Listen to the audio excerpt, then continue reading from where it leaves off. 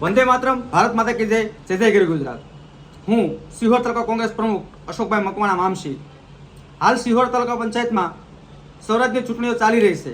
એના અનુસંધાને આજે ફોર્મ ખેંચવાનો છેલ્લો દિવસ હતો. એમાં આ લોકશાહીની હત્યા કરનાર, લોકોનો મતનો અધિકાર જે ખેંચનાર ભાજપમાં નેસડા તાલુકા પંચાયત સીટને શામ દામ દંડ નીતિ આપી અને કોંગ્રેસ અને આપનું ફોર્મ પરત ખેંચાવીને બીજી કરેલ છે.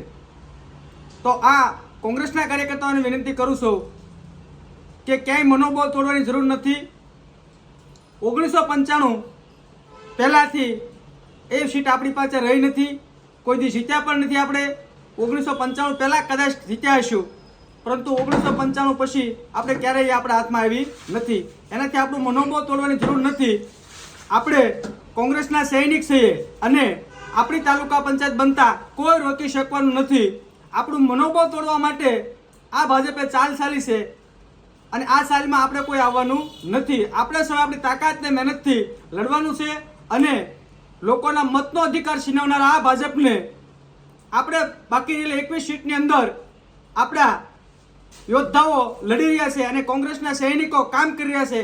એ પૂરા જોશ સાથે કામ કરવાનું છે અને લોકશાહીની હત્યા કરી છે એમને આપણે સૌ બૂથ બૂથની અંદર બતાવી દેવાનું છે.